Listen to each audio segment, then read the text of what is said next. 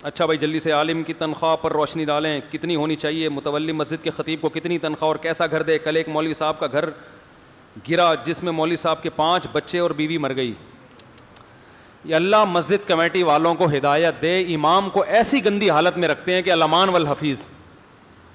میں کہتا ہوں جس اسٹینڈرڈ کی کا علاقہ ہے نا، اس علاقے میں آپ دیکھو درمیانے درجے کا گھر کس کا ہے، تو کم از کم اتنے لیول کا گھر امام صاحب کو بولو نا دینا چاہیے. دیکھو کمپنی اپنے اسٹینڈرڈ کے حساب سے تنخواہیں دیتی ہے،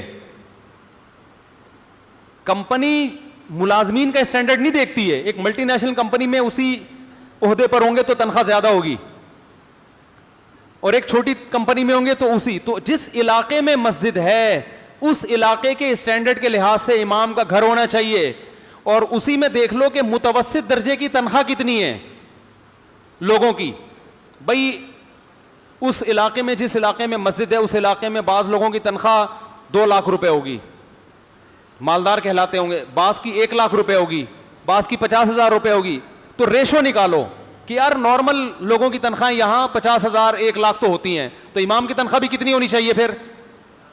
ارے کیا ہو گیا بولو نا، پھر اتنی ہونی چاہیے. جس علاقے میں مسجد ہے اسی کے اسٹینڈرڈ کے لحاظ سے. متوسط طلب مشکل ہو رہا ہے، سمجھنے میں آ رہی ہے، درمیانے درجے کی تنخواہ اس، ورنہ تو آپ طے نہیں کر سکتے نا.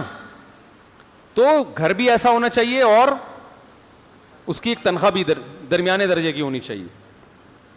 اور پھر امام کے سلیکشن میں بھی آپ بے شک دیر لگا دو، امام خاندانی رکھو.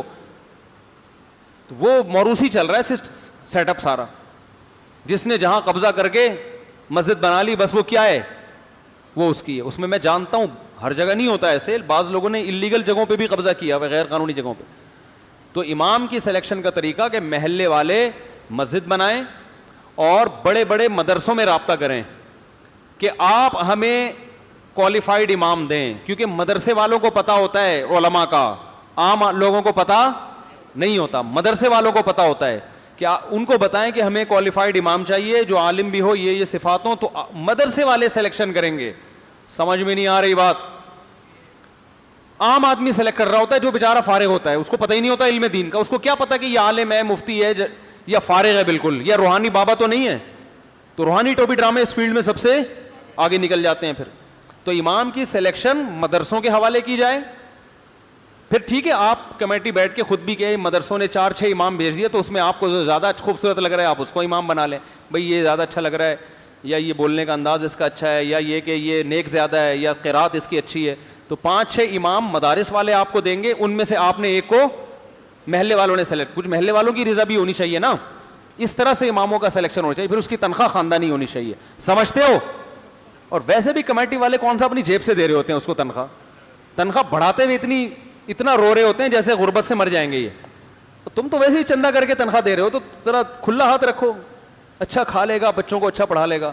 اماموں کی تنخواہیں قسم اٹھا کے کہہ سکتا ہوں کہ اس قابل نہیں ہوتی کہ وہ اپنے بچوں کو اچھا پڑھا سکیں، اس قابل نہیں ہوتی. بس میرا خیال ہے بارش کے مزے بھی لینے چاہیے نا. بارش بڑی سپیڈ سے ہو رہی ہے خاندانی. حقیقت ہے کہ میں یہ مسائل چھوڑ رہا ہوں، میرا بارش میں نہانے کا دل چاہ رہا ہے، صحیح بتا دوں. میں جا رہا ہوں.